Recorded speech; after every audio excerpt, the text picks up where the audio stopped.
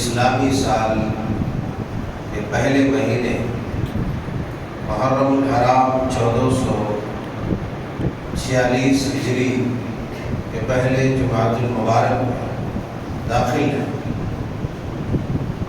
یہ بات ہر مومن مرد مسلمان کو معلوم ہے کہ جو 4 حرمت والے مہینے ہیں ان میں سے ایک مہینہ محرم الحرام کا بھی ہے۔ اس مبارک مہینے کے نام سے ہی معلوم ہو جاتا ہے یہ مہینہ حرمت والا مہینہ ہے۔ حرمت والے مہینے کی وضاحت زندگی میں آپ نے کئی دفعہ سنی ہوگی۔ یہ وہ مہینہ ہے جس مہینے کو اللہ تبارک و تعالیٰ نے حرمت والا مہینہ کہا کہ ہر طرح کے ظلم و استبداد، مکروہات، منہیات، منکرات سے یوں تو عام دنوں میں بھی بچنا ہے، مگر ان ایام میں بالخصوص آدمی کو بچنا چاہیے۔ اس مہینے کے عزت و احترام میں کفار مکہ بھی اپنی لڑائیوں کو روک دیتے تھے، جنگیں بند ہو جاتی تھیں۔ بہرحال اسلامی تاریخ کا یہ پہلا مہینہ ہے، اور ہمارے یہاں سال نو کے آغاز یا انتہا یا ابتدا کے اوپر کوئی تقریب منعقد نہیں ہوتی ہے، کوئی جشن منایا نہیں جاتا ہے۔ ایک انسان اگر خیر کے ساتھ شروع کرتا ہے تو ہر دن اس کے لیے جشن جیسا ہے، اگر شر کے ساتھ کرتا ہے تو ہر دن اس کے لیے ماتم کی طرح ہے۔ آدمی کو توبہ، استغفار، انابت اللہ تبارک و تعالیٰ کی طرف رجوع کرنا چاہیے، اپنی غلطیوں اور خامیوں سے توبہ کرنی چاہیے، معافی مانگنی چاہیے۔ حرمت والے مہینے میں ہر طرح کے مکروہات سے، منکرات سے اپنے آپ کو بچا کے رکھنا چاہیے۔ اسلامی تاریخ کے بھی یہ ہجری تاریخ کے چند سال ہی گزرے تھے کہ یہ تو محرم الحرام ہی کو ایک بہت بڑا سانحہ پیش آتا ہے، بہت بڑا حادثہ ہوتا ہے، اور سال بعد ایک اور بڑا سانحہ پیش آتا ہے، مگر انسان ایک سانحے کو یاد کرتا ہے، ایک دکھ کو یاد کر کے روتا ہے اور دوسرے دکھ کو بھلا دیتا ہے۔ اس مہینے میں ہر طرح کے خلاف شرع کام سے اپنے آپ کو روکنا چاہیے، مگر اس مہینے میں جس قدر انسان خلاف شرع کام کرتا ہے، بلکہ اپنے آپ کو کلمہ کو کہنے والے آدمی اپنے ایمان اور اخلاق سے اس حد تک گر جاتا ہے، گزر جاتا ہے کہ دنیا کائنات میں انبیاء کے بعد جو سب سے معزز ترین ہستیاں ہیں، ان ہستیوں کے اوپر لعن طعن کی جاتی ہے، ان پر لعنت کیا جاتا ہے، ان پر طرز کسے جاتے ہیں، برا بھلا کہا جاتا ہے، جہنمی کہا جاتا ہے، مرتد اور کافر کہا جاتا ہے۔ اپنی زندگی میں ایک طرف تجربہ میں نے دیکھا، اور حدیث پاک بھی ہے، ایک آدمی کسی اچھے مومن کو اگر کافر کہتا ہے تو اللہ کا قانون یہ ہے کہ وہ آدمی کافر ہو جاتا ہے کہنے والا۔ ایک آدمی اگر کسی کو جہنمی کہتا ہے، اللہ عزت و جلال کی قسم کھا کے کہتا ہے کہ اے بندے خدا، میں تجھے نہیں اسے ضرور جہنم میں ڈالوں گا۔ میں نے اپنی زندگی میں ایک مولوی کو دیکھا جو ہمارے دور کے رشتے داری ہمیشہ ہم کو کافر کہا، ہمیشہ ہم کو بد مذہب کہا، لیکن جب مرا تو کلمہ کفر کے ساتھ مرا۔ رب تعالیٰ کا یہ اصول ہے کہ جب بھی کسی مومن کے اوپر کفر کا فتویٰ کوئی داغتا ہے تو وہ فتویٰ اسی کی طرف لوٹ کر چھپ جاتا ہے۔ صحابہ کرام علیہم الرضوان ایسی عظیم المرتبہ جماعت ہے جس جماعت کے اوپر رہتی دنیا تک سورج طلوع نہیں ہوتا، جس جماعت کی کوئی نظیر پیش نہیں کی جا سکتی، کوئی ثانی پیش نہیں کیا جا سکتا، اس عظیم اور مقدس و مبارک جماعت کے اوپر بالکل یا کفر کا ارتداد کا کہ کافر ہو گیا، مرتد ہو گیا، دین سے پھر گیا، اس طرح کے فتوے بسنے والے کو اللہ چھوڑے، اور اللہ نے چھوڑا نہیں۔ ایسی ذلت آمیز بلا میں گرفتار کر دیا کہ اپنے ہاتھوں سے اپنا خون بہاتا ہے،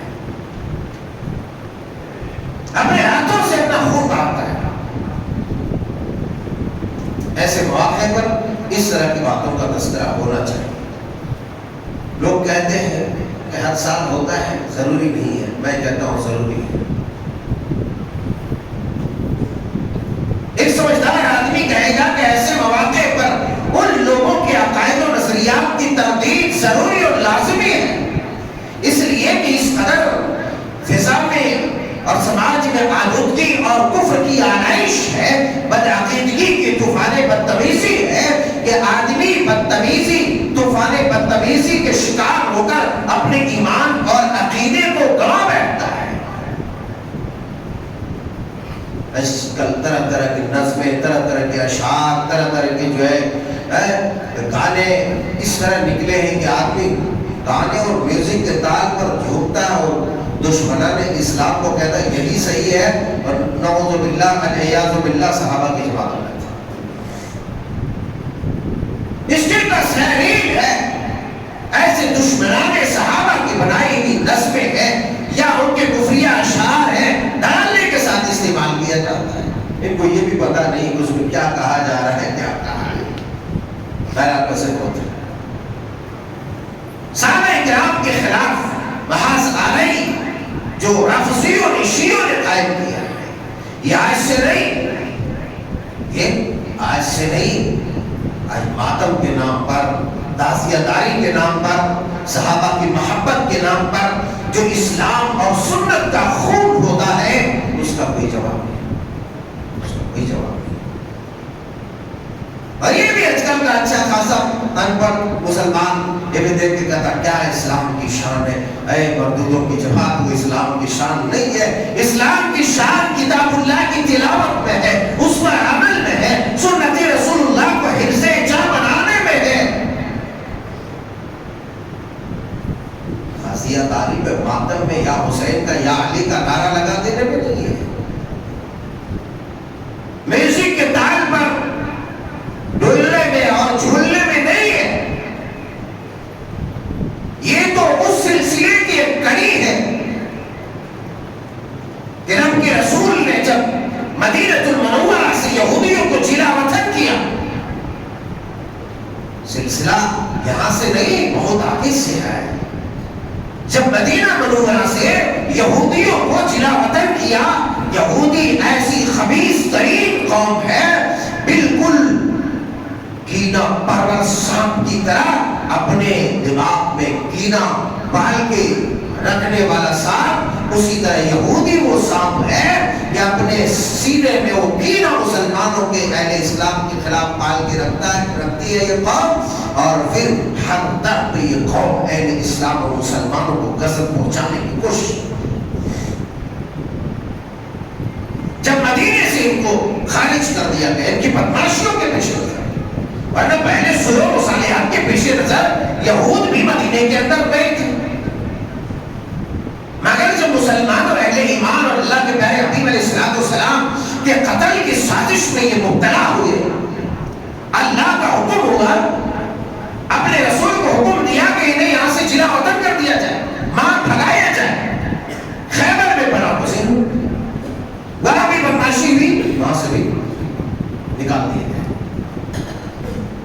غرض یہ کہ اللہ کی لعنت اس قوم پر ہوئی، اور آج سے نہیں، یہ اسی زمانے سے، چونکہ یہ قوم وَيَقْتُلُونَ النَّبِيِّينَ بِغَيْرِ حَقٍّ، یہ وہ قوم ہے جس نے نبیوں کو بلا وجہ قتل کیا. یہ وہ قوم ہے یہود کہ انہوں نے بلا وجہ نبیوں کو قتل کیا. اور وہی سلسلہ چلا آ رہا تھا. مدینہ منورہ میں رہائش پذیر تھے. اسلام اور مسلمانوں کے خلاف ان کی سازشوں نے بڑا ہی خلفشار پیدا کیا، اور اسلام سماج کے اندر خلفشار کو برداشت نہیں کرتا. اللہ نے حکم دیا کہ انہیں بھگا دیا جائے. وہاں سے دل میں کینہ بڑا. چلتے چلاتے یہ قوم موقع کی تلاش میں چلی. جب موقع ملا اہل اسلام کو غزل پہنچانے، انہوں نے پہنچایا. اللہ کے نبی صلی اللہ علیہ وسلم کے اوپر چھت کے اوپر سے بھاری پتھر گرانے کا موقع ملا، انہوں نے کوشش کی، مگر اللہ نے اپنے محبوب کو وحی کے ذریعے اطلاع کی، اے میرے حبیب، آپ کے اوپر اس خبیث قوم نے سازش کے تحت بھاری پتھر گرا کر آپ کو ہلاک کرنے کی کوشش کی ہے، لہذا آپ یہاں سے نکل جائیں. وہاں سے نکلے، چلتے چلاتے رہے جہاں جہاں موقع ملا، مگر ایک بڑا موقع مل گیا. سیدنا حضرت عمر فاروق رضی اللہ تعالیٰ عنہ کو قتل کر دیا. ابو لولو فیروز نامی حضرت جناب مغیرہ بن شعبہ رضی اللہ تعالیٰ عنہ کا غلام مدینہ، یہ بھی مجوس تھے، اسی کے کڑی تھے، یا یہ کسی کا اعلیٰ کار تھا. اب کس کا اعلیٰ کار تھا آپ سمجھ جائیے. یہ مسجد نبوی مصلی رسول کے پیچھے، ممبر رسول صلی اللہ علیہ وسلم کے پیچھے تاردار ہتھیار لے کے چھپ گئے. موقع ملا امیر المومنین خلیفۃ المسلمین خلیفہ صدیق نائب صدیق خلیفہ اسلام کو موقع ملا، ایسا وار کیا کہ آپ کا مبارک پیٹ چیر دیا.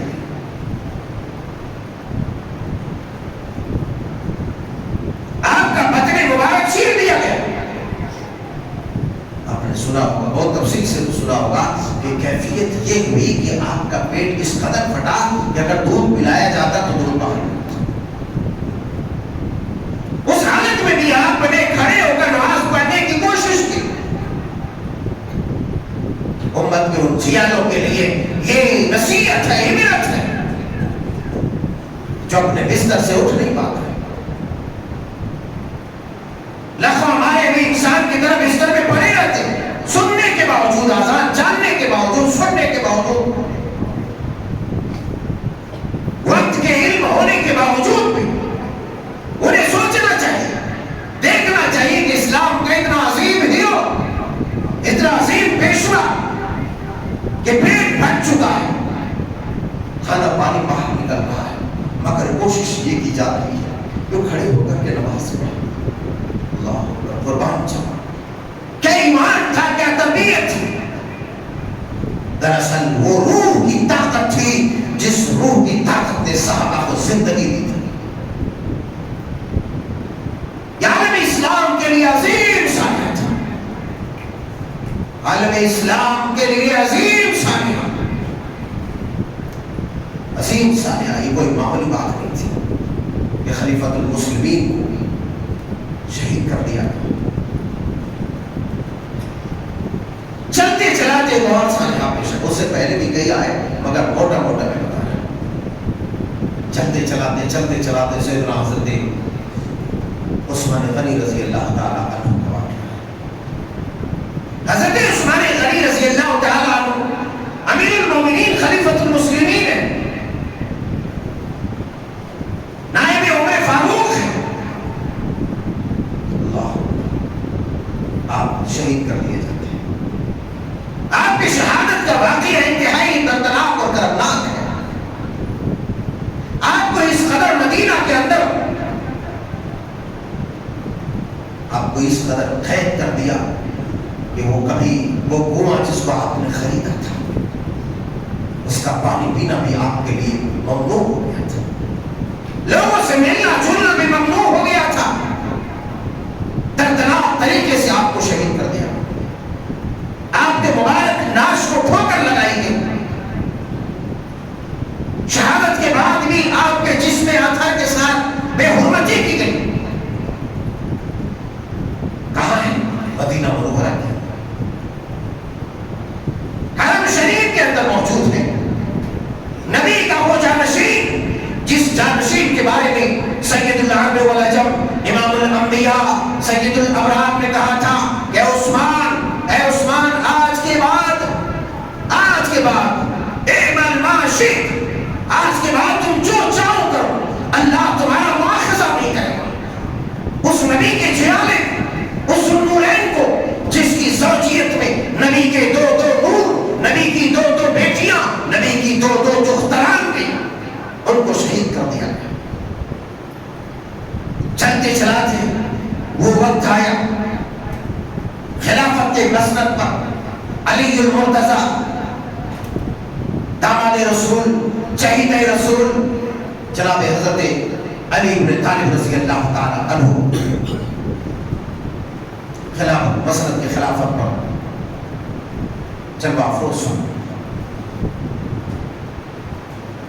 یا بھی مسلمانوں کے درمیان حضرت علی المرتضیٰ کے درمیان حضرت امیر معاویہ رضی اللہ تعالی عنہ کے درمیان ایک جنگ کا سا ماحول بنا تھا۔ آپ جانتے ہیں کہ کتنی شدید جنگیں ہوئی، بڑی بڑی دو مارکار ہیں۔ چلتے چلاتے وہ وقت بھی آیا کہ تاریخ اسلام میں وہ ثانیہ بھی آیا کہ علی المرتضیٰ کو بھی شہید کر دیا، علی المرتضیٰ کو بھی شہید کر دیا۔ آپ بھی شہید ہو گئے، تفصیل میں جانا نہیں چاہتا، صرف تاریخ اسلام کے وہ بڑے بڑے دردناک مناظر میں آپ کو بتانا چاہتا ہوں کس قدر